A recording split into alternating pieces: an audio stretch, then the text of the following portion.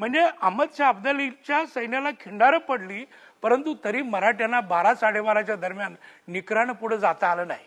कारण सकाळी पहिल्या झटक्यामध्ये, पहिल्या तडाक्यामध्ये ते खूप लढले, पण घोडी आणि माणसं सुद्धा उपाशी होती आणि खिंडारं पडली असताना त्यातून बाहेर जाण्याचा दम थोडा वेळ त्यांच्या उरामध्ये राहिला नाही. आणि राहिला तरी त्यावेळेला दक्षिणयान सुरू होतं. म्हणजे सूर्याची किरणं ही मराठ्यांच्या डोळ्यावर येत होती, सैनिकांच्या, जनावरांच्या डोळ्यावर येत होती आणि ती किरणांचा तडाखा लागल्यामुळं घोडी न लढता अशी पटापटा एखादा रोग व्हावा तशी मैदानामध्ये पडलेली आहेत. म्हणजे पूर्णतः निसर्ग आणि काळच जणू काही मराठ्यांच्या विरोधात होता, अशी ही आगळी वेगळी लढाई होती. मला तुम्हाला इथे विचारायचं आहे, तुम्ही मगाशी शिवाजी महाराजांचा उल्लेख केला, त्यांच्या गनिमी काव्याचा उल्लेख केला. असं काही इतिहासकार मानतात की शिवाजी महाराजांचा जो गनिमी कावा होता, जो या मराठी फौजेला एक वारसा म्हणून मिळाला होता, तो सोडून मैदानी लढाई सदाशिवराव भाऊंनी स्वीकारली म्हणून हा पराभव घडला, असं काही जण मानतात. तुम्हाला हे मान्य नाही का? ते मान्य नाही, कारण देश तसा वेश आणि देश तसं शस्त्र सुद्धा उपसावं लागतं. शिवाजी महाराज जरी पानिपतच्या युद्धात असते तरी त्यांना हाच निर्णय घ्यावा लागला असता. कारण महाराष्ट्राची भौगोलिक परिस्थिती पाहिली, गजापूरच्या खिंडीपासून ते इकडं कुकडी नदीपर्यंत 12 मावळ, 13 नेर, म्हणजे एवढी नद्यांची खोरी, एवढी दरे डोंगर आहेत. तसं लपायला त्या ठिकाणी काही नव्हतं. गनिमी काव्याला एक आडोसाला असावा लागतो आणि तो तिथं कुठलाही नव्हता. त्यामुळं जर मैदानी लढाई स्वीकारली नसती आणि तोफांचा आरबा जर सभोवती पेरला नसता तर एक मराठा शिल्लक राहिला नसता. त्यामुळं सदाशिव भाऊंनी नव्या तंत्राची लढाई खेळणं हे आवश्यकच होतं. ती काळाची गरजच होती. त्यांची चूक नाही झाली. नाही, त्याला पर्यायच नव्हता. मला पुढे जाऊन असं विचारायचंय तुम्हाला की पानिपतची लढाई ही तुम्हीच लिहिलेलं आहे, पानिपतच्या आता नव्या आवृत्तीमध्येच लिहिलेलं आहे, ही मराठी फौजेच्या किंवा मराठी समाजाच्या, मी समाजाचे असं मानतो कारण मराठी फौज त्यावेळची ही मराठी समाजाचंच प्रतिनिधित्व करत होती, मराठी समाजाच्या सद्गुणांची आणि दुर्गुणांची लढाई होती. बरोबर. सद्गुणांचं आणि दुर्गुणांचं प्रतिबिंब होतं. मला सुरुवात करायची आहे सद्गुणांपासून. या फौजेमध्ये म्हणजे पर्यायाने आमच्या मराठी समाजामध्ये काय सद्गुण होते, नंतर मी दुर्गुणांकडे येणार आहे. नाही, असामान्य चिकाटी, शत्रू असा अंगावर घेण्याचं धाडस फक्त मराठीच करू शकत होते. कारण बाजूचा सूरजमल जाट किंवा गंगा यमुनेतले सगळे मुसलमान राजे सोडा हिंदू राजे सुद्धा मराठ्यांच्या मदतीला आले नाहीत. आणि शेवटी पानिपतावर कळी काळाशी झोंबी घ्यायला टिकले ते फक्त मराठी. असामान्य शौर्य, चिकाटी, दुर्दम्य आशावाद आणि लढण्याची, चिवटपणे झगडण्याची एक वृत्ती, हे गुण आहेतच. आणि दुर्गुण म्हणाल तर मग भाऊबंदकी आहे, मोठेपणाच्या भ्रामक कल्पना आहेत, तू थोर की मी मोठा. त्याच्यानंतर ऐन वेळेला बेफिकिरी. मुळात पानिपतावर आमचं फौज काळाच्या तोंडी अडकलेली असताना, काळाच्या मगरमिट्टीमध्ये अडकलेली असताना, पुण्याहून श्रीमंत नानासाहेब पेशवे यांचं कर्तव्य होतं की आपल्या फौजेला फौजपाटा पाठवणं. विश्वासरावांचं एक सुंदर पत्र आहे. विश्वासरावांनी पानिपतावरून आपल्या वडिलांना लिहिलेलं होतं, नानासाहेबांना, की तात, माझ्यासारखे अनेक पुत्र तुमच्या पोटी आहेत आणि होतीलही, पण भाऊसारखा भाऊ मात्र या लोकी तुम्हाला पुन्हा मिळणार नाही. म्हणजे भाऊसाहेबांचं कष्ट पाहून त्यांनी पत्र लिहिलेलं होतं आणि अशी अपेक्षा होती की नानासाहेबांकडून फौज जाईल. निघाली 30-40 हजाराची फौज, पण ती वेळेवर पोहोचू शकली नाही. आणि नानासाहेब इकडं चंगीभंगीमध्ये मग्न होते. नाशिक क्षेत्री जाऊन पानिपतावर तिकडं आमची मुलं बाळं सगळी कळी काळाच्या तोंडी आहेत आणि इकडं पेशवा आपल्या म्हातारपणी दुसरं लग्न करतो आणि दुसऱ्या लग्नाचा समारंभ तो बार चांगल्या पद्धतीनं उडावा म्हणून 1-2 आपल्या दीक्षित वगैरे नावाच्या 2-3 मित्रांचंही लग्न आपल्या मंडपामध्ये उरकून टाकतो. ही सुद्धा एक प्रकारची बेफिकिरी आहे. तर खऱ्या अर्थी पानिपत, मला मुळात मी या विषयाकडे ओढायचं कारणच असं. मला इथे तुम्हाला त्याच्याकडे मी येणार आहे, पण मला इथे तुम्हाला विचारायचंय, म्हणजे हे जे तुम्ही मला सतत दिसतंय की पानिपतची लढाई आणि आजचा काळ, मराठी समाजाचे हे सद्गुण कायम आहे. शौर्य या समाजामध्ये आहे, हिम्मत आहे, कमिटमेंट आहे. म्हणजे त्यावेळेला मुघल सत्तेची जी कमिटमेंट मराठ्यांनी दाखवली, वाचवायला दुसरं कोणीच नव्हतं ते मुघल साम्राज्य, त्यावेळेला हे मराठे गेलेले होते, ती कमिटमेंट आहे. पण दुसऱ्या बाजूला तुम्ही जे म्हणालात भाऊबंदकी, एकमेकाचं न ऐकणं, बेफिकीर राहणं, कर्णधाराचं सुद्धा न ऐकणं, आजच्या मराठी समाजामध्ये हेच सद्गुण आणि हेच दुर्गुण तुम्हाला आढळतात का? हो, मला आजच्याच मराठी समाजाचा हा एक प्रतिबिंब, हा आरसा असल्याचं मला जाणवलं. म्हणून तर मी पानिपत या विषयाकडे वळलो.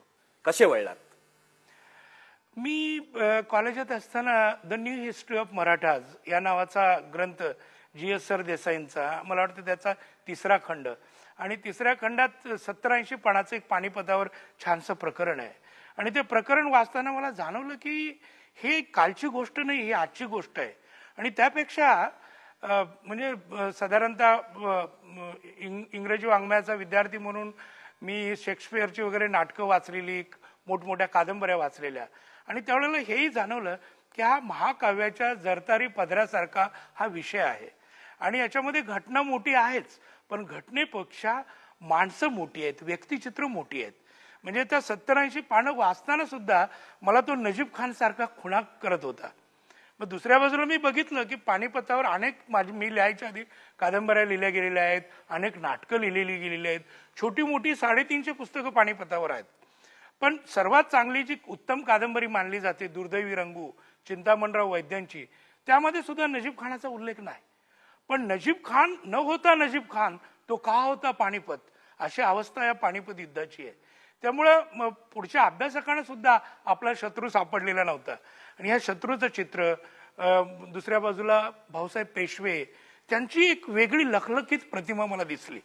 म्हणजे एका बाजूला भाऊसाहेबांची कैफियत आणि भाऊसाहेबांच्या बकरीमध्ये त्याला अतिगर्व कसा झाला होता, तो कुणाचं ऐकत कसा नव्हता, आणि मग हे फौज त्यानं कशी रसातळाला मिळवली, अशा तऱ्हेची दूषणं या भाऊसाहेबावर दिली गेलेली होती. पण त्या काळामध्ये एक 1940च्या दरम्यान मध्य प्रदेशातून हितचिंतक नावाचं मासिक पब्लिश व्हायचं. त्या हितचिंतकमध्ये सरदेसायांनीच भाऊसाहेबांच्या जीवनाचे धागेदोरे नावाचा एक सुंदर 10 पानी लेख लिहिलेला होता. तो मला उपयोगी पडला.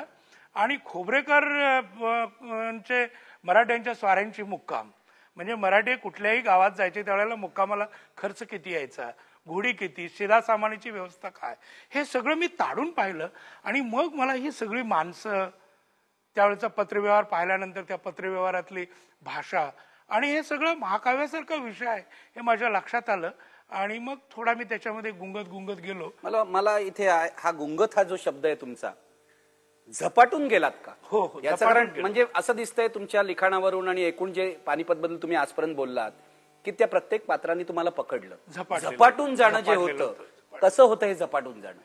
झपाटून जाणं म्हणजे असं की मी रात्री बेरात्री एकांकिकेमध्ये काम केल्यासारखा बिछाण्यामध्ये फिरायचो की भाऊसाहेब कसे बोलले असतील, भाऊसाहेबांनी काय निरोप दिला असेल, मग अहमदशाह अब्दालीने उलटा निरोप काय दिला, तुम्ही संवाद म्हणायचं.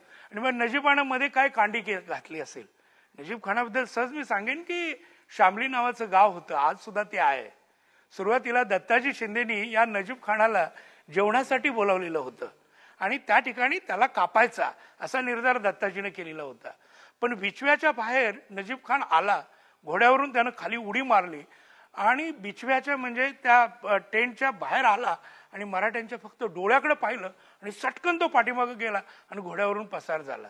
त्याच्या सहकार्याने विचारलं की तुला का असं लगेच का तू फिरला, तर त्यांनी सांगितलं नाही, मराठ्यांच्या डोळ्यामध्ये मला दगा दिसत होता, दगेच्या रेषा दिसत होत्या.